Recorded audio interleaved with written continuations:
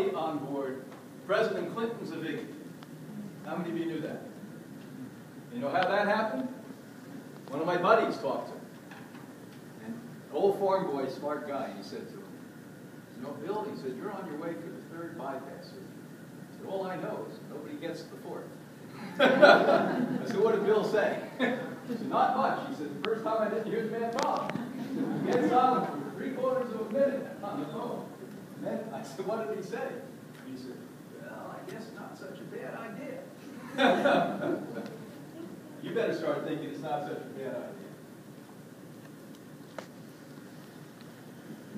Now, genetics.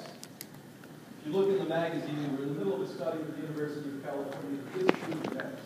I am sick and tired of them abusing, especially women, with this idea that everything is genetic. When I started to understand this, was really way off. I'm not a geneticist. About a decade ago, I had the opportunity at a conference where I was speaking to speak to the man that created the genetic book. Not the man who knows about genetics or studies genetics, the man who created genetics. And I said, "What do you think about health and genes?" He said 5% isn't hurt. I said 5%. Only 5% comes from your background. He said absolutely.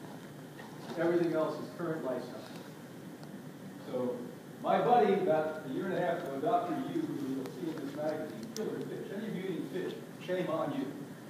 I wanted to kill you, I'd eat fish. See, if I don't like any, you're going to see I'm going to bring fish over here. Dr. Yu called me and said, "You fed up?" You know why we were fed up?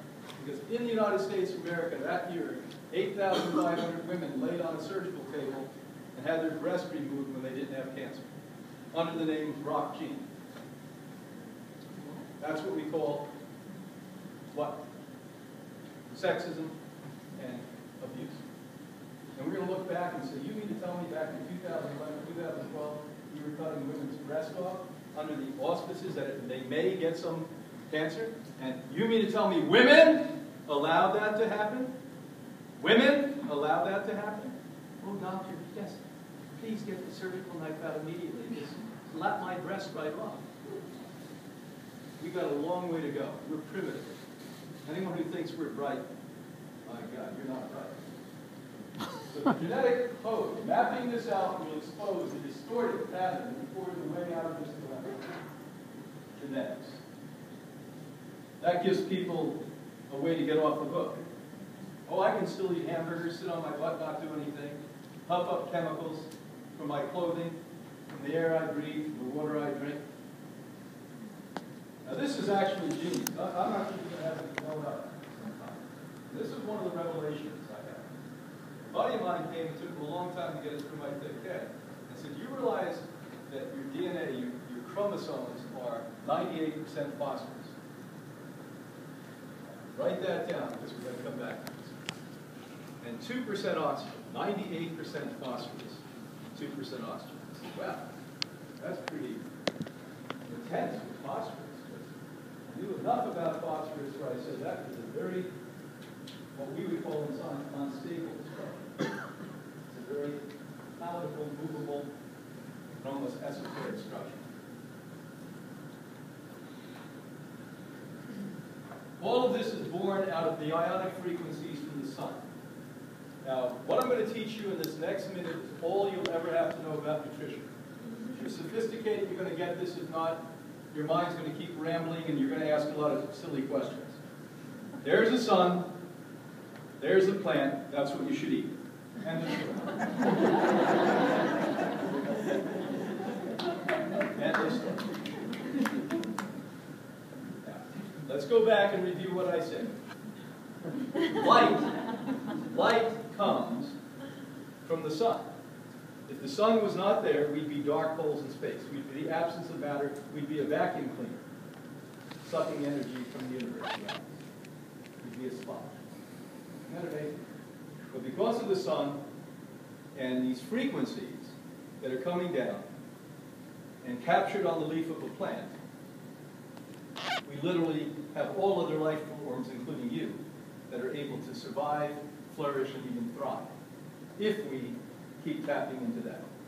by eating the way we do, it's like having a plug in my hand, walking around and trying to plug it into the wood here and not figure out why the equipment's not working. How about if I move it down here to the socket? That's what finding this plant-based nutrition is.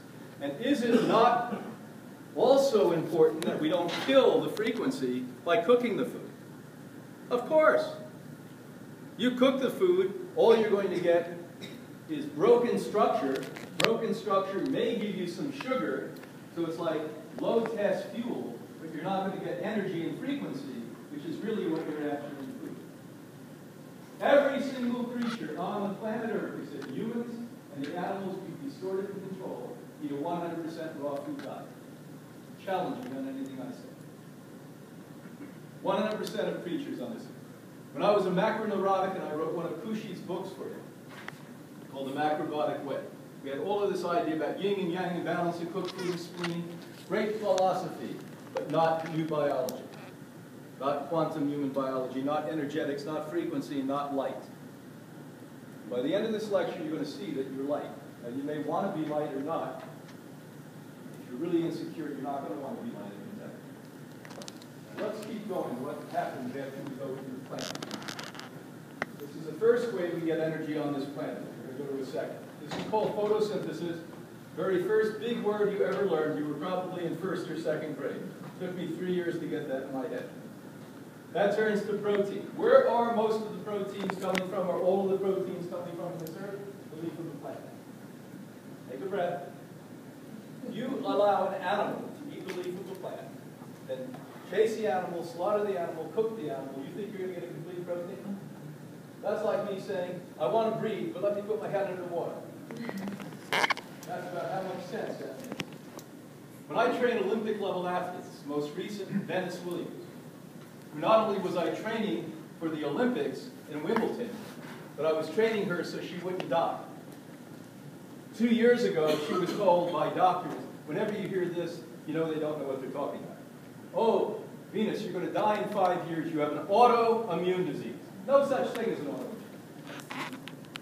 And then they say ridiculous things to the poor patient. They know you're not educated, you're fearful. They say, oh, your immune system is attacking you.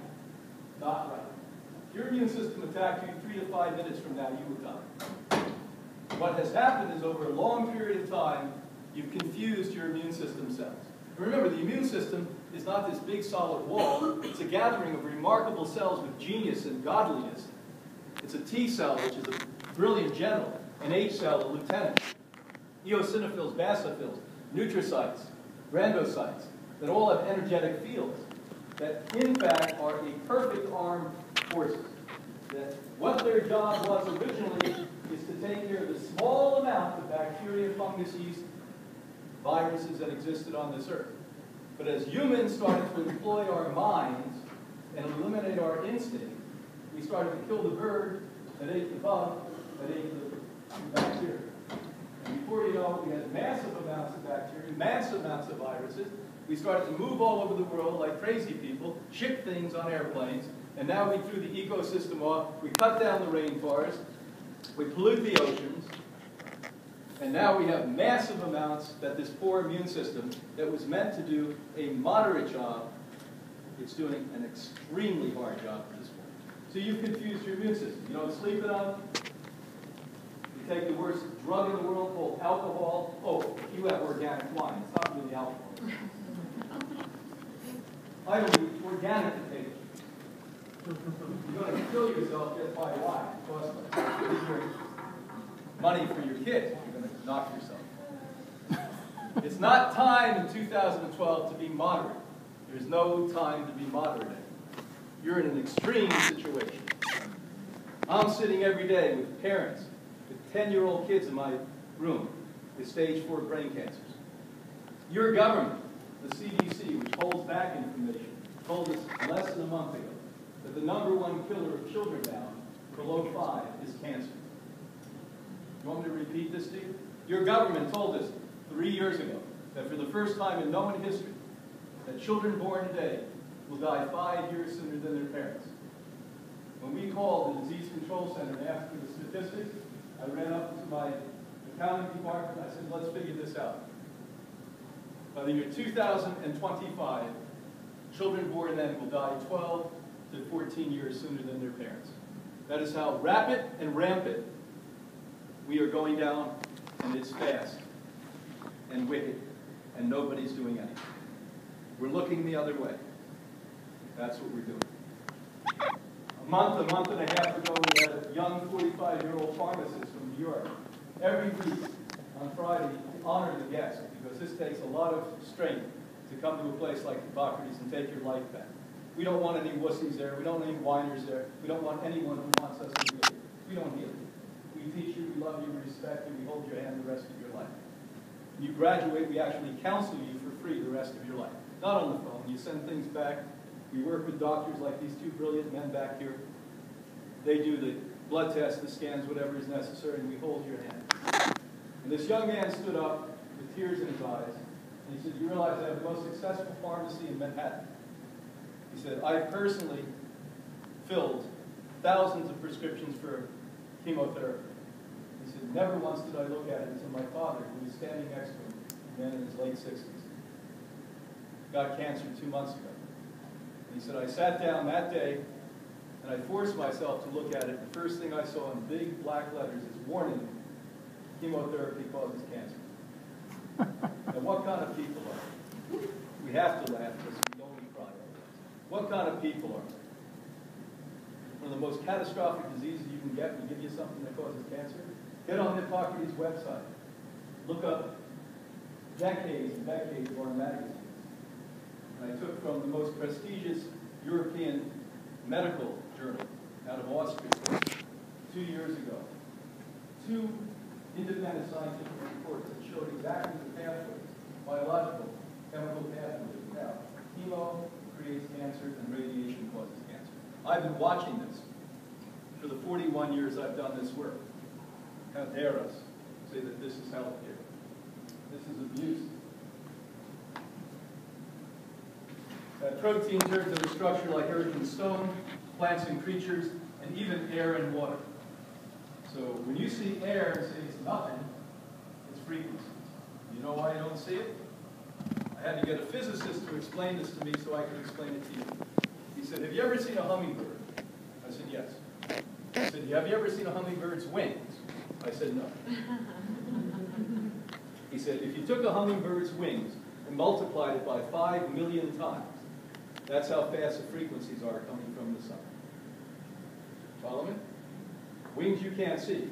Multiply it by 5 million times.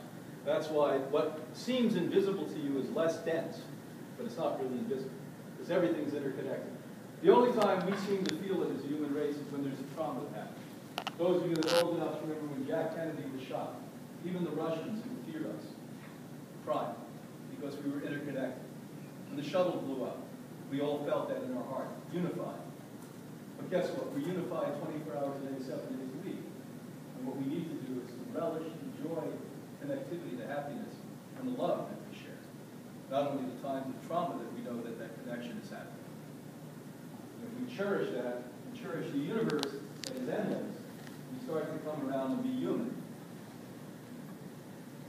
Biology in its purest original sense maintains a balanced interconnectedness that formed the cycle of life on this planet. And all that I've read, God knows how many thousands of books, I didn't get the cycle of life from biology, I got it from Disney. The Lion King, one of the hippest things I've ever seen on biology in the world. How many of you remember The Lion King? If you haven't seen it, get it. I have grandchildren now, it's the greatest thing in the world. I can see all these shows. The most genius shows. And they're sneaking things in like wheatgrass in my cartoon. Notice that? It's amazing. They have vegans and vegetarians in all these shows now.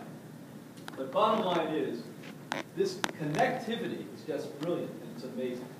And the first time I really understood this in a palatable way is when I went in 1978 with our founder, Anne Whitmore, to Stockholm, Sweden, and I looked at my wife and fell instantly in love with her. Now, I used to play in bands, and I used to sing about falling in love when you see somebody. I didn't know it happened. It happened. And I love my wife every day more than I did the day before. I just can't stop kissing her and hugging her and loving her. And I thought to myself, wow, I don't know if she spoke English or would understand me or like me, but that connectivity I instantaneously felt. So you use this in your life without knowing.